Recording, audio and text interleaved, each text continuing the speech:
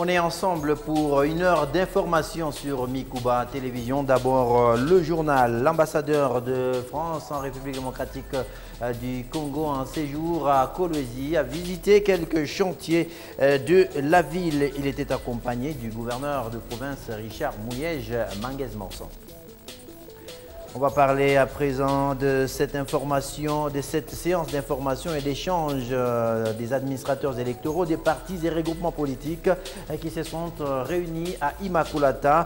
Les assises ont été organisées par l'ONG National Democratic Institute en collaboration avec la CENI. Les questions techniques liées au processus électoral ont été largement évoquées au cours de ces assises. Merci encore une fois de votre fidélité. Nous sommes ensemble pour une heure d'information. Comme je vous le disais, l'ambassadeur de la France en République démocratique du Congo, François Pujolas, en séjour à Kolwezi, a visité quelques chantiers de la ville en compagnie du gouverneur de province, Richard Mouyej Manguez-Manson. Suivez.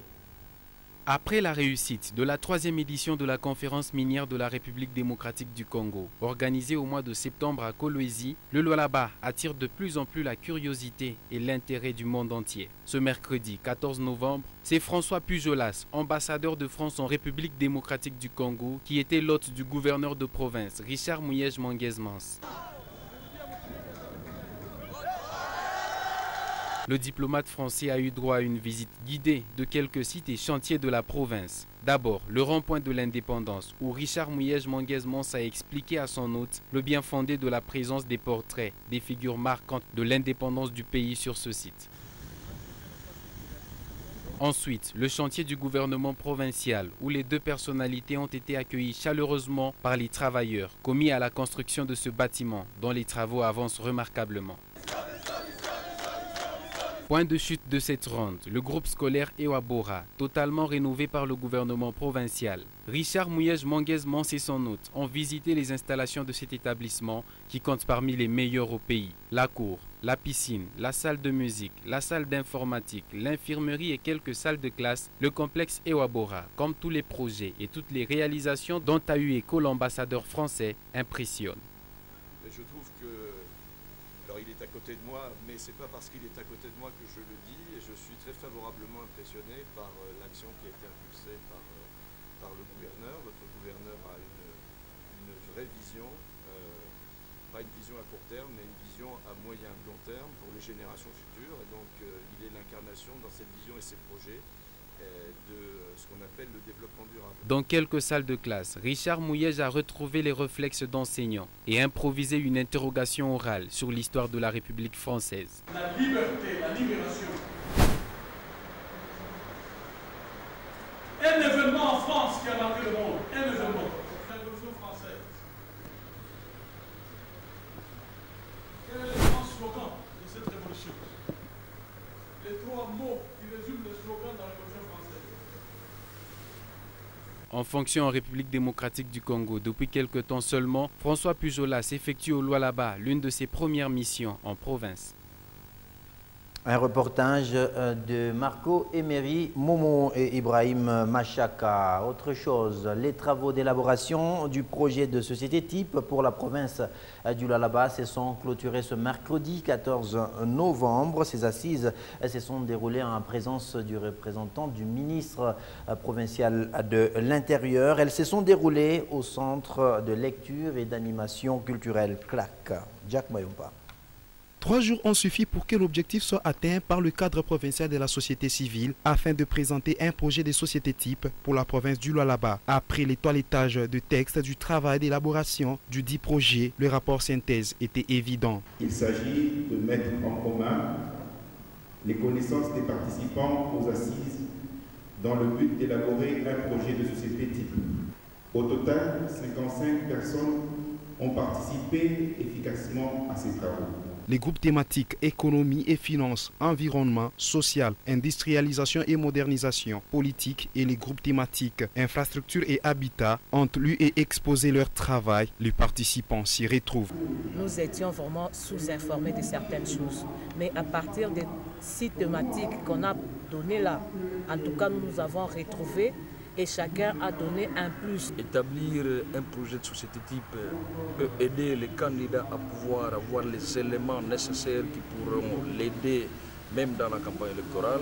Pour le représentant du ministre provincial de l'Intérieur empêché, ces mots se résument par le félicitations. Au nom du ministre de l'Intérieur empêché, je ne pourrai que vous féliciter et vous encouragerai à continuer sur la même lancée. Sur ce, je déclare clos l'atelier d'élaboration du projet de société type de la province du Lualaba. Je vous remercie. Commencé le lundi 12 novembre 2018, ces assises se sont clôturées le mercredi 14 novembre par une photo des familles. Voilà, à la fin de ce journal, vous aurez un invité dans ce journal qui va bien sûr revenir avec fort détail sur ces assises. La salle Immaculata a servi de cadre à une session d'information et d'échange des administrateurs électoraux, des partis et regroupements politiques. Ces assises ont été organisées par l'ONG National Democratic Institute en collaboration avec la commission électorale nationale indépendante. Les questions techniques du processus électoral ont été longuement et largement évoquées. Oscar Kalambay. État des lieux du processus électoral, rôle et responsabilité des partis et regroupements politiques. C'est le thème retenu par l'ONG NDI pour échanger avec différents acteurs politiques du Lualaba. Venu pour représenter le gouverneur de province empêché, le ministre de l'Intérieur a lancé le mot d'ouverture et a donné le fondement de cet atelier mixte. La machine a démarré depuis longtemps. Il prend maintenant de l'allure. Nous allons faire les élections. Et vous voyez bien comment la CENI organise les choses. Et elle respecte le calendrier, ce qui est très important. Donc toutes les étapes ont été respectées. Et nous allons maintenant tout droit vers l'atterrissage.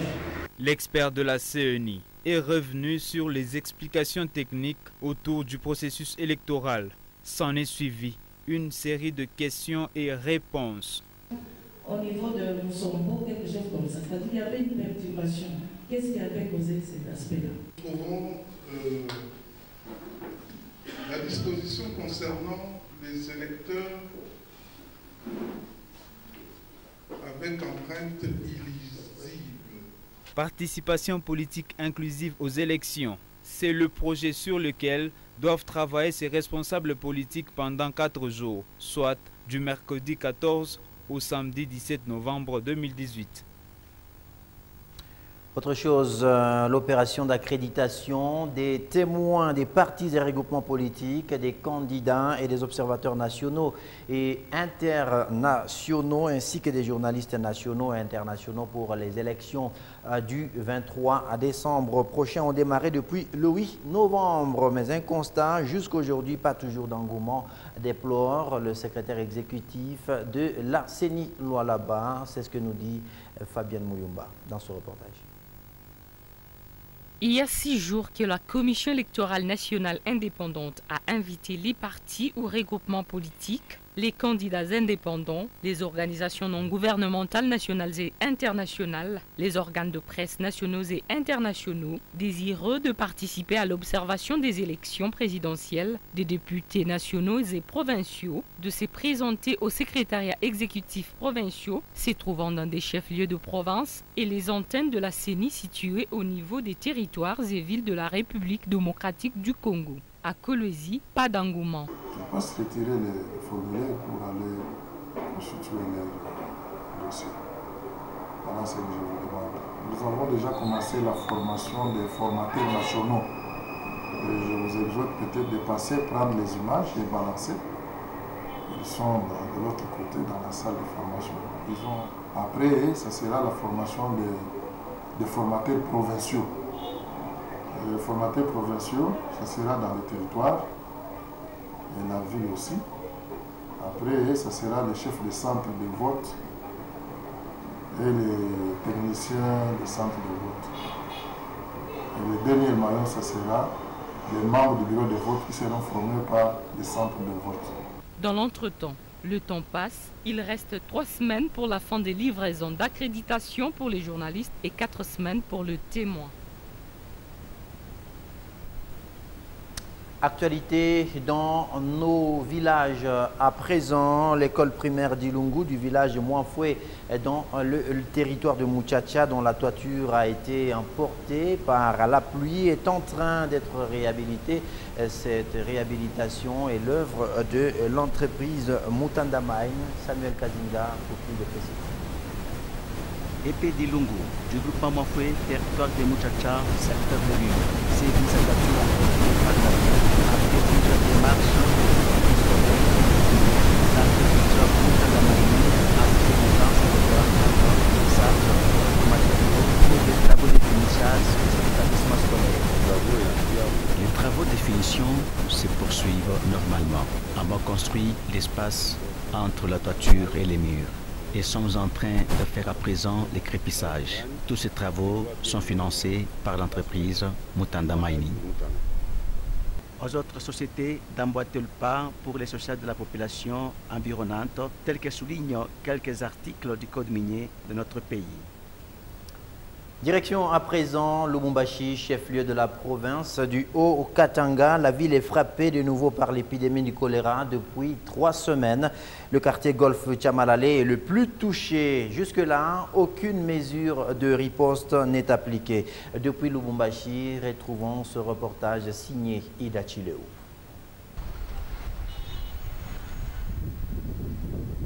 Le choléra sévit à Lubumbashi depuis près de 3 semaines, mais personne n'en parle officiellement.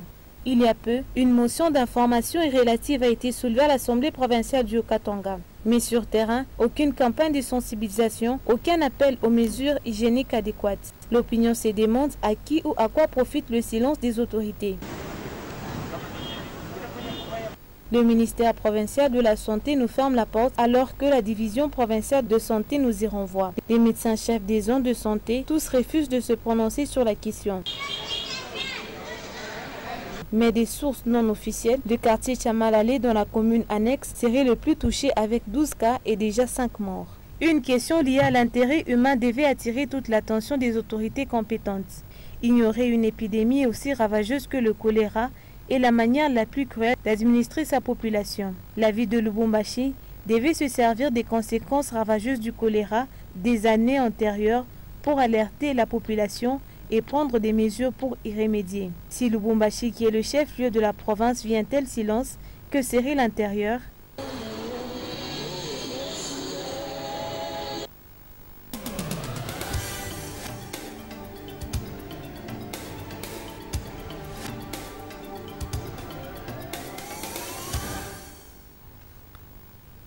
Merci à vous qui continuez à nous faire confiance et à rester fidèles sur Mikuba à télévision. C'est 1 heure d'information, je vous le rappelle. Et cette fois-ci, c'est l'invité du desk que nous recevons sur ce plateau. Lui, c'est Shadrach Moukad Mwai And Now. Il est président du cadre des concertations provinciales de la société civile du Lualaba. Avec lui, nous allons nous entretenir sur cet atelier qui a duré pratiquement 3 jours. Un atelier qui a été prévu en vue d'élaborer un projet de société type pour la province du Lualaba. Déjà, c'est la première question que je vais vous poser en ce sens. Qu'est-ce qui vous a motivé d'organiser ces assises? Voilà, ce qui nous a motivé, c'est les soucis en tant que représentants de la population. Nous avons estimé que le moment est arrivé que les différents candidats députés vont devoir se déployer dans leur circonscription électorale. Et là, ces candidats ont un devoir de représenter la population, de pouvoir présenter les desiderata ou les aspirations réelles de la population. Mais nous avons estimé qu'ils n'ont pas le temps, vu la précipitation qu'il y a pour ces jours. Il était impérieux que nous, en tant que représentants de la population, nous nous réunissions, nous puissions les aider, à apporter notre contribution à ces prétendants devenir représentants du peuple, pour que nous mettions à leur disposition un manuel qui servirait d'un carnet de bord, un manuel de référence, un document qu'ils pourront consulter chaque fois pour qu'ils comprennent réellement quel est l'état des lieux de la province, quels sont les besoins réels de notre population, afin que lorsque la chance leur sourira, qu'ils puissent bien porter les besoins ou les aspirations du peuple dans leur mandat. Quelles sont les thématiques qui ont été exploitées au cours de ces assises? Nous avions cerné plus de 15 thématiques qui sont les thématiques sectorielles du gouvernement, c'est-à-dire les thématiques sur lesquelles le gouvernement intervient. Mais nous avons passé à prioriser ces thématiques. Quelles sont les thématiques qui sont prioritaires, que nous pouvons dire qui nécessitent vraiment une intervention le plus rapide. Alors, de ces thématiques, nous avons sélectionné, on a déterminé selon l'ordre des priorités 6 d'entre ces thématiques. C'est notamment la question politique ou la thématique politique, la thématique concernant les sociales, les infrastructures et habitats, l'économie et finances. Il était question également de l'environnement, il était question de l'environnement et de l'agriculture. Ce sont les questions qui ont été concernées pendant les 3 jours des débats et des travaux. Et donc, l'organisation de ces assises vous a motivé de faire un diagnostic général sur l'évolution de la province. Et donc, on voudrait savoir, après avoir fait ces diagnostics, pouvez-vous nous dire à quel état se trouve la province actuellement, aujourd'hui? Voilà, c'était la méthodologie utilisée. Nous nous sommes dit, nous devons partir d'une analyse du contexte. Et de l'analyse, nous devions dégager les problèmes réels. Il est vrai que la province est en construction, mais tout n'est pas réalisé au même moment. Il y a encore un temps qui a été accordé à ce mandat qui va bientôt prendre fin. Et nous avons estimé que la province aujourd'hui étant vraiment en plein essor, les activités, son développement est en plein essor, et encore faudrait-il qu'il y ait vraiment un grand engagement pour qu'on puisse ajouter. C'est une construction. La province est en construction. Ceux qui vont devenir encore, qui auront le mandat public de représenter la population, doivent également ajouter ou continuer cet édifice. Alors, nous avons estimé qu'il y a encore ce qui reste à faire. Ce sont les réels problèmes que nous avons essayé de dégager. Parmi ces problèmes que je vais vous citer quelques-uns, il a été question, on a trouvé qu'il est question dans les sociales de l'éducation. Nous voudrions que l'éducation puisse être vraiment consolidée, parce que vous vous rendez compte que c'est aujourd'hui, on n'a pas, dans le cadre de l'éducation, il n'y a pas des écoles maternelles publiques.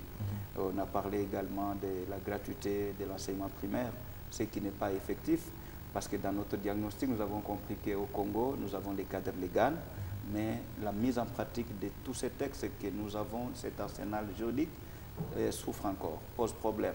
C'est ainsi que nous avons estimé que si nous mettons à la disposition de ces nouveaux, ceux qui deviendront les élus du peuple, nous leur disons voilà les réels problèmes de la province, voilà les axes sur lesquels vous devez mener vos plaidoyers. Et vraiment, nous estimons que si cela aboutit, nous allons vraiment constater un décollage total et un développement assuré de notre province. Merci. Et on estime que 3 jours, ce n'est pas suffisant au regard de l'importance de la matière que vous avez abordée. Les problèmes sociaux, vous avez évoqué les problèmes liés à la santé, j'espère bien, et également les problèmes liés à l'éducation. Est-ce que 3 jours ont suffi pour arriver finalement à élaborer ce projet et à sortir les résolutions qui ont été déjà proclamées aujourd'hui et mises à la disposition des participants? Cela d'ailleurs ressortait dans les aspirations des participants. Ils ont souhaité que nous puissions élargir, que nous puissions essayer d'ajouter d'autres jours d'activité, mais nous étions sous contrainte budgétaires. Mais néanmoins, nous avons travaillé de manière vraiment assidue. Comment? Parce que nous avons eu à faire recours à certains manuels de cette province, certains documents qui ont travaillé sur le social, sur la politique, sur différentes thématiques. Nous avons fait recours pour voir qu'est-ce qui ressortait de ces ateliers-là. Et aujourd'hui, maintenant, nous devions prioriser. Qu'est-ce qu'on doit faire concrètement? Parce que nous devions partir de l'analyse et proposer des solutions concrètes. Nous disons, voilà ce que nous demandons. Comme on a tel problème, nous souhaiterions que prochainement, qu'on puisse faire dans les 5 ans qui suivent, qu'on fasse ça, tel endroit. C'est de cette manière-là que se présentent les travaux qui se trouvent dans ces manuels qui va être bientôt présenté à ces candidats députés. Dernière question, est-ce que les résolutions prises après ces 3 jours que vous avez passés en pleine activité, est-ce que ces résolutions ont été satisfaisantes pour ceux-là qui ont participé? Je vous dis franchement, à la grande satisfaction des participants et de tout observateur qui a eu à prendre part à notre séance ou à notre rapport synthèse, et nous sommes satisfaits. Nous sommes satisfaits et vous vous rendrez compte d'ici samedi, nous sommes en train de nous préparer pour que nous puissions présenter le gros du travail à ces députés pour leur dire voilà, comme je l'ai dit, nous avons un manuel, un carnet de bord, un document de référence. Vous puissiez chaque fois que vous avez besoin, dans votre souci de développer, comme vous rêvez le développement de la province, veuillez vous y inspirer, vous verrez que vous allez travailler. C'est une grande contribution, nous avons allégé, nous avons soulagé les députés. Ils auront un manuel déjà fini, qui va leur permettre de travailler d'une manière à répondre aux besoins, aux aspirations de notre population. Shadrach Moukad Mouai Ndna, président provincial du cadre de concertation de la société civile du Lualaba, était l'invité du desk dans ce rendez-vous d'actualité. Merci d'avoir répondu à notre invitation. C'est à moi de vous dire merci de la considération. Voilà, mesdames et messieurs, derrière nous le grand format.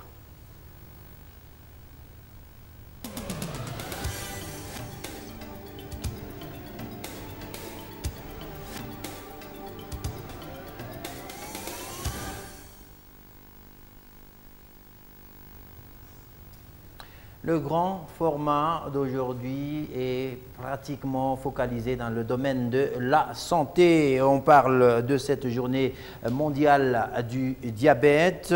Journée mondiale du diabète, le diabète qui est une maladie provoquée par les difficultés d'utilisation de l'insuline par les cellules, mais d'autres facteurs peuvent ainsi être à l'origine de cette maladie. C'est un grand format signé Yvette Fortuné-Kadiadia.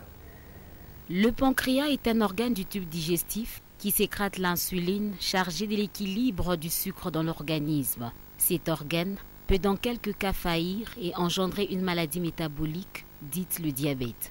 Du point de vue métabolique, il existe plusieurs types de classification du diabète. Vous avez principalement le diabète de type 1, le diabète de type 2, vous avez aussi une forme spécifique, le diabète gestationnel. Alors, par rapport aux tranches d'âge qui sont les plus touchées, le diabète peut survenir à tout âge. Vous avez le diabète de type 1, qu'on appelle également le diabète insulinodépendant, puisque dépendant de l'insuline, étant donné que dans ce type de diabète, il y a une carence en insuline, une carence ou même un défaut de production suffisante d'insuline. Ce diabète touche principalement les sujets jeunes. C'est comme ça que d'ailleurs dans les anciennes classifications, on va appeler ce diabète juvénile. Vous avez également le diabète de type 2, qui est le diabète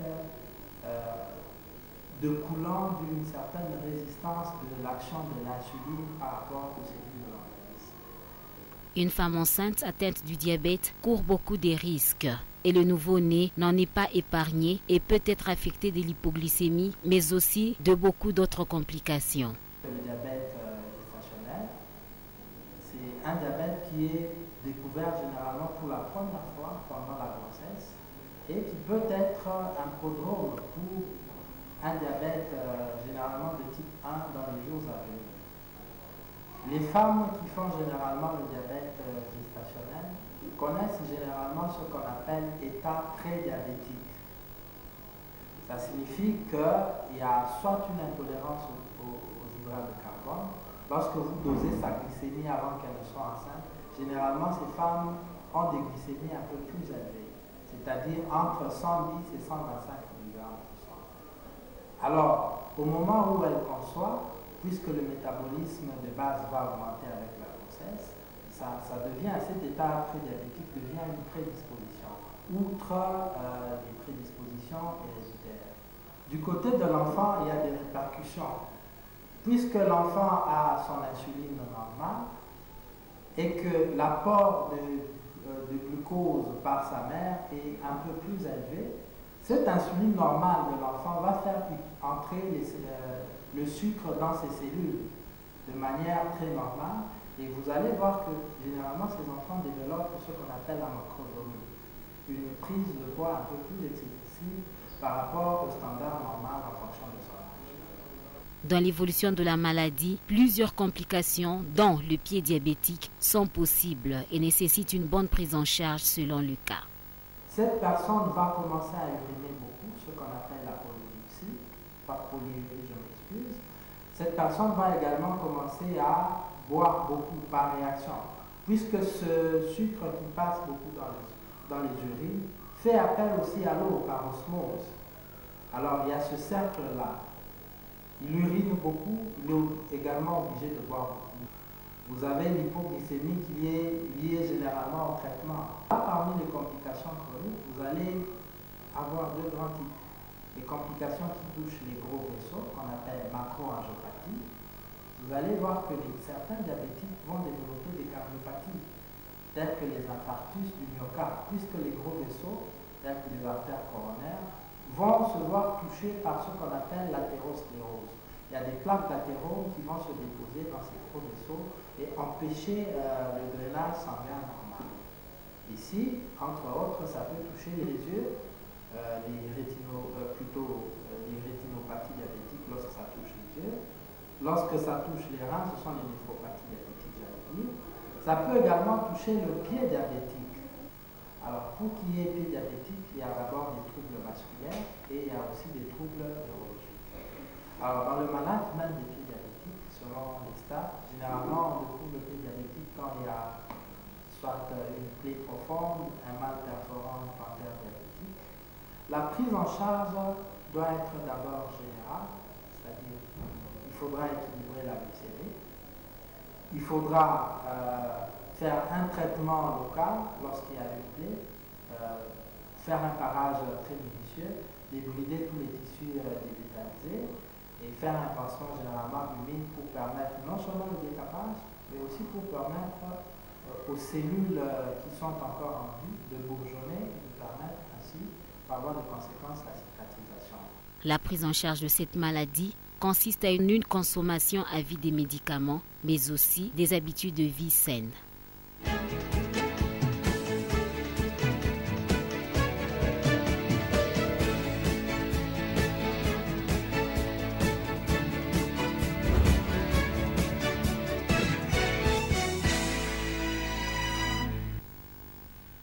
Vous venez de la suivre tout à l'heure dans ce commentaire du grand format, mais cette fois-ci, c'est pour nous présenter le journal de l'économie qu'elle est avec nous sur ce plateau. Bienvenue Yvette Fortuné, Kadiabia. Merci beaucoup, Michel. À vous le journal de l'économie. Le perfecto veste porté par Michael Jackson lors de sa tournée de Record Belt World Tour de 1987 à 1989 a trouvé son preneur à la vente aux enchères. Le dimanche 11 novembre dernier, l'acquéreur a déboursé une somme de 298 000 $. La veste en cuir noir de Michael Jackson, le roi de la pop, est passée sur le marteau le dimanche 11 novembre dernier à New York. Le vêtement a atteint les triples du prix exigé. L'acheteur s'est les offert à 298 000 $ américains lors de la vente aux enchères The Icons and Idols Rock'n'Roll. La veste est signée au dos de la main de l'artiste. Jusqu'à dimanche, elle était la propriété d'un homme d'affaires, texan, Milton Verrett, qui est également collectionneur d'objets liés au rock et à la musique. Le vendeur Milton a donc fait une belle opération pour la bonne cause. Une partie des bénéfices va en effet à l'association Music Cares qui vient en aide aux musiciens dans le besoin et souffrant d'addiction. D'autres objets de stars iconiques à avoir trouvé preneur lors de cette vente, on y trouve la guitare sur laquelle a joué Prince lors de son dernier concert en 2016. 156 250 $ américains et aussi la veste de motard à 37 500 $. Une grande exposition consacrée à Michael Jackson aura lieu en France à partir du 23 novembre prochain. Elle se tiendra au Grand Palais à Paris. Et puis après la hausse de prix de chinchard observée sur le marché le mois d'octobre dernier, ce même poisson vient de connaître une baisse, message qui est bien accueilli dans le chef de la population. Beaucoup plus sollicité, le poisson chinchard vient de connaître une baisse de prix après la flambée de ces derniers qui s'était fait ressentir au mois d'octobre dernier, chose qui ne laisse pas indifférents les consommateurs directs et indirects de ce poisson.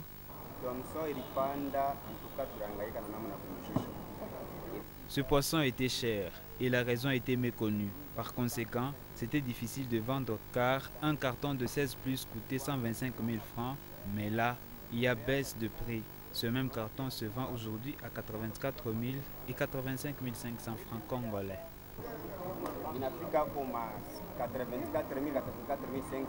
Ces poissons, communément appelés Thomson, est apprécié pour son goût et son prix qui permet aux ménagères de nouer le deux bouts du mois en équilibrant le budget. Avant de finir, jetons un coup d'œil sur notre page Market pour avoir le prix de différents produits sur le marché.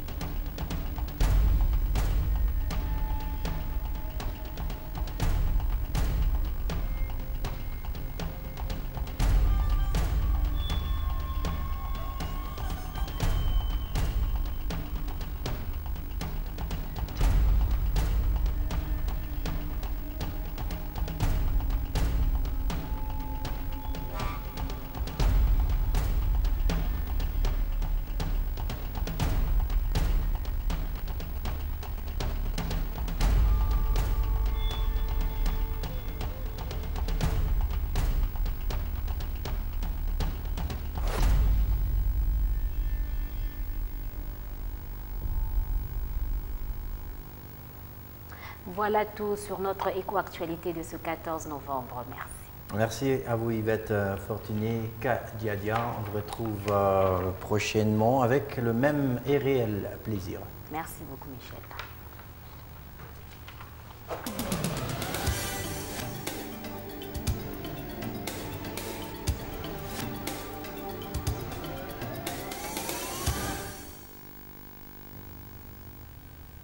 Le journal des sports, c'est avec Patient Raymond Mwamba. Patient, bienvenue, les amoureux du ballon rond et du tennis, pourquoi pas du basket, sont là, nombreux en train de vous attendre. Merci beaucoup. Plusieurs joueurs seront indisponibles pour la 5e journée des éliminatoires de la Coupe d'Afrique des Nations Cameroun 2019 dans différentes sélections nationales, faute des blessures et des problèmes administratifs. Suivez cet élément. Quelques joueurs africains seront absents sur différents terrains du continent, en prévision de la poursuite des éliminatoires Coupe d'Afrique des Nations Cameroun 2019. Les uns pour des blessures, des autres pour avoir réceptionné en retard la convocation de leur équipe nationale. Vendredi dernier, la FEMAFOOT, Fédération malienne de football, a rendu publique la liste des absents pour la rencontre Gabon-Mali. Il s'agit de Sambou Yatabaré pour blessure et le milieu du terrain Yves Mbessouma pour avoir perdu des documents de séjour et de travail. Keita Baldé manquera le déplacement pour une rencontre que le Sénégal livrera face à la Guinée équatoriale à cause d'une convocation envoyée dans une mauvaise adresse email chez les Ivoiriens. A été signalé absent.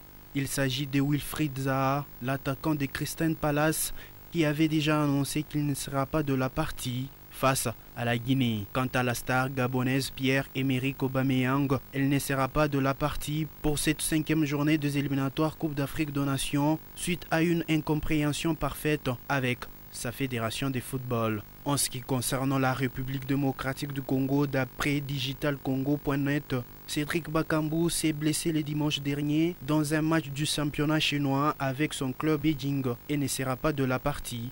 lors du derby du Pôle Malébo qui aura lieu le dimanche 18 novembre au stade Massamba Déba. Hormis Cédric, 2 autres joueurs ne feront pas partie de cette ossature de la République démocratique du Congo. Il s'agit de Jonathan Bolingimpangi qui évolue en Belgique et de Gaël Kakuta en Espagne. L'équipe nationale de la République démocratique du Congo a effectué sa première séance d'entraînement ce mardi 13 novembre 2018 au stade de Martyrs de la Pentecôte en prévision de la 5e journée des éliminatoires Coupe d'Afrique de Nations Cameroun 2019, précisément dans le groupe G. La RDC jouera en déplacement l'équipe nationale brazzavilloise. Suivez cet élément de Dorsin Monteb Yava.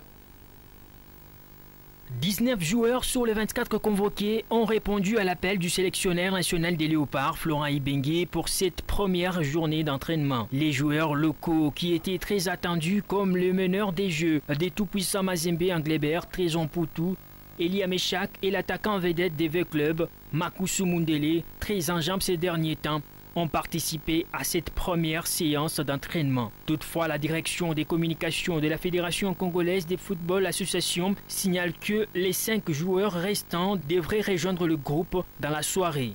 Il s'agit de Youssouf Moulumbu, Britt Assombalanga, Yannick Bolassi, Fabrice Nsakala et Gauthier Kassongo. La 5e journée des éliminatoires de la CAN Cameroun 2019 commence ce vendredi et se poursuivra jusqu'au 18 novembre. Il y a des gros enjeux pour beaucoup de pays qui peuvent faire un grand pas vers le Cameroun lors de cette avant-dernière journée.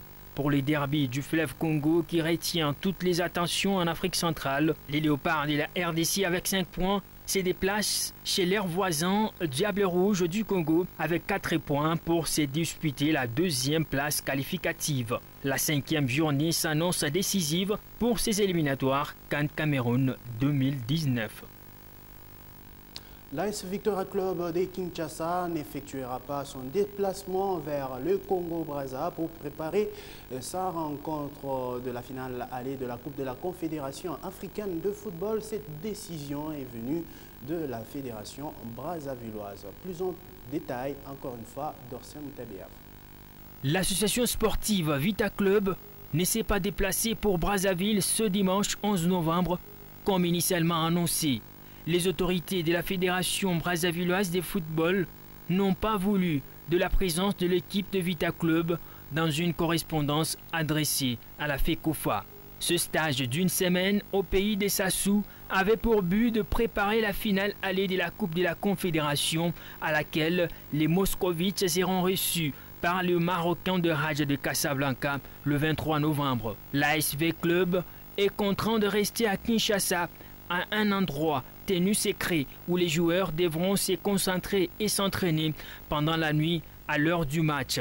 Quant aux joueurs convoqués à l'équipe nationale pour la rencontre décisive de la 5e journée des éliminatoires de la Coupe d'Afrique des Nations Cameroun 2018 face au Diable Rouge prévu le 18 novembre à Brazzaville, ces joueurs rejoindront Vita Club à Casablanca le lendemain pour que l'équipe soit au complet.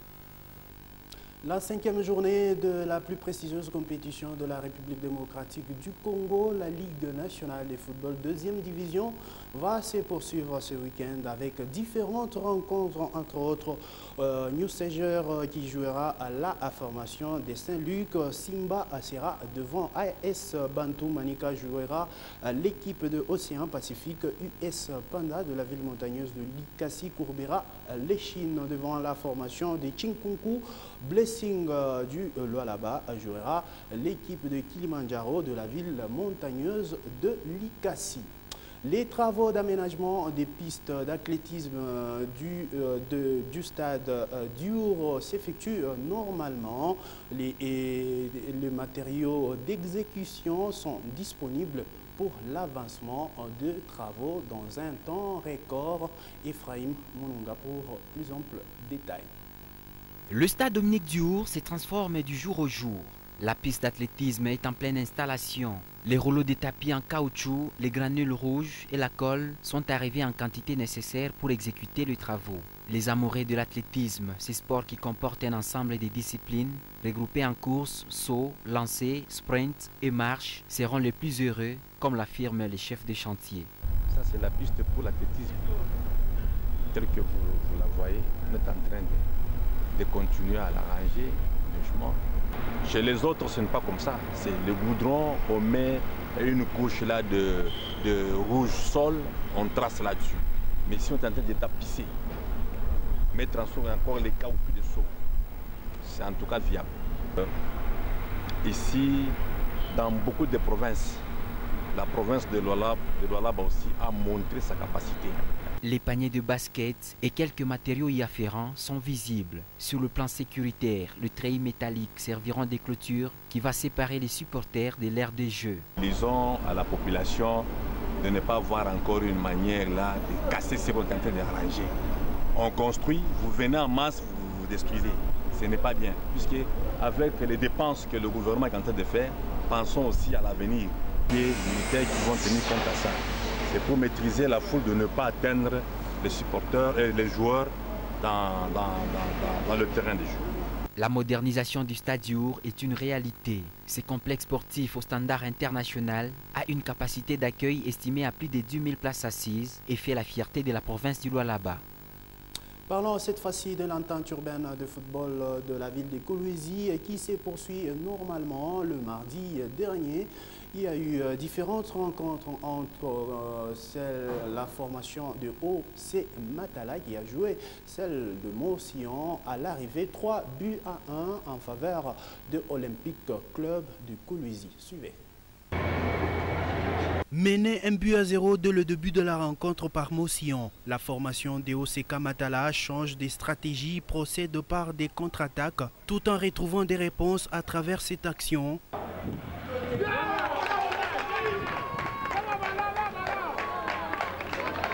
Matala maîtrise le jeu. Sur une distraction, la défense adverse encaisse un deuxième but par l'entremise de Koji.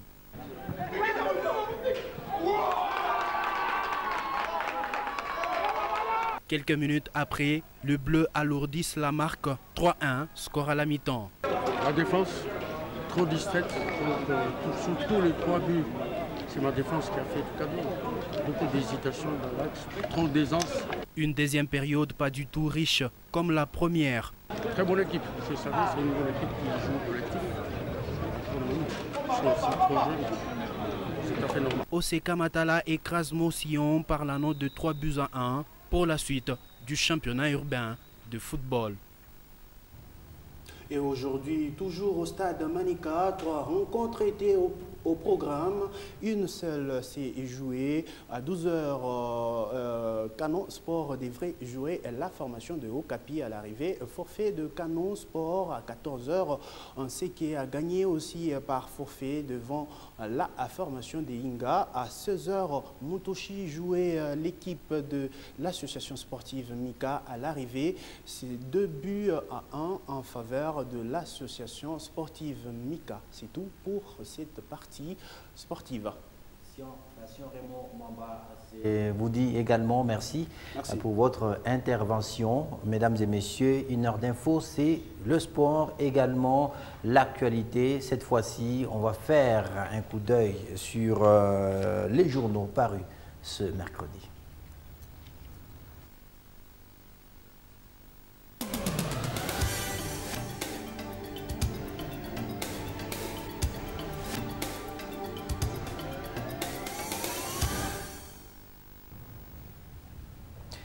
La revue de presse aujourd'hui est signée Dorsin Mouteb. Bienvenue Dorsin. Merci beaucoup Michel Kongolo. Le grand sujet commenté par nos confrères et nos consoeurs de la presse écrite reste celui de la dislocation de l'opposition congolaise qui continue à faire parler d'elle. Bien évidemment, Michel Kongolo, Actualité.cd rapporte RDC, Tshisekedi demande à Fayoulou de révéler au nom des dieux l'engagement qu'il avait pris devant lui. C'est le titre phare de cette revue de presse d'aujourd'hui.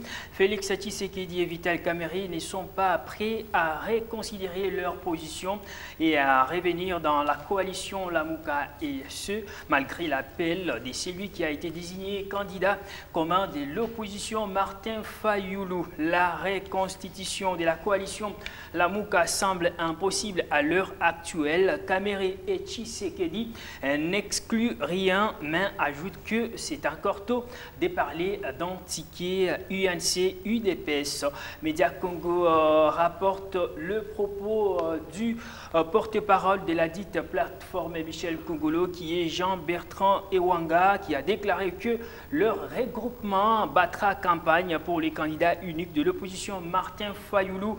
Jean-Bertrand Ewanga s'est dit convaincu qu'avec le soutien de Moïse Katumbi et Jean-Pierre Bemba, le président de l'ESID est bien parti pour gagner la bataille de l'alternance au sommet de l'État le 23 décembre prochain. Les quotidiens Le Phare, quant à lui, précise Michel Kongolo qu'avec cette prise de position, la base UDPS a sommé son président national Félix Tshisekedi Tshilombo de retirer sa signature opposée sur les 10 documents dans les 48 heures et de regagner le pays le plus vite possible afin de préparer sa campagne électorale. Michel Kongolo, tout en ajoutant qu'à l'occasion, l'UDPS a réaffirmé son attachement sans faille aux résolutions du Congrès, qui est l'organe suprême du parti, tout en ajoutant qu'un des temps forts de cette journée a été l'affrontement à coups de pierres et autres projectiles,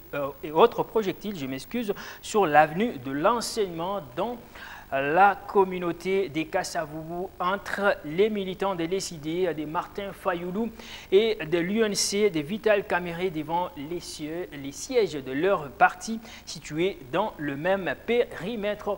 Pour le potentiel, affirme le propos des Mouzito de soutenir le candidat commun malgré son indignation, alors qu'on s'attendait à ce que les choses évoluent dans le bon sens. Lundi dernier, Félix Tshisekedi de l'UDPS et Vital Kamere de l'UNC ont créé la surprise en se retirant de l'accord de Genève. Raison évoquer les diverses pressions reçues de leurs bases respectives. Une fuite en avant qui ne dit rien selon Adolphe Mouzito. Quoi qu'il en soit, les fondements de l'accord de Genève sont restés intacts. C'est avec les 5 autres leaders, notamment Moïse Katumbi d'Ensemble pour le changement, Jean-Pierre Bemba du MLC, Adolphe Mouzito des Nouvelles Élan, Martin Fayoulou de la Dynamique pour le changement et Freddy Matungulu de Sienko qui se négociera à côté du peuple congolais tout entier l'alternance démocratique en décembre prochain. Adolphe Mouzito croit fortement, Michel Kongolo, la volte face des Fachi et Kamere aura juste permis d'éloigner les loups de la bergerie. À ce jour, le peuple plus jamais mature, c'est de quel côté se trouvent ses intérêts. Pour clore, Michel Kongolo, Politico.cd renseigne que Vital Kamere dénonce le complot à Genève. Fayoulou et Matungulu ont été malicieux. Par ailleurs, Vital Kamere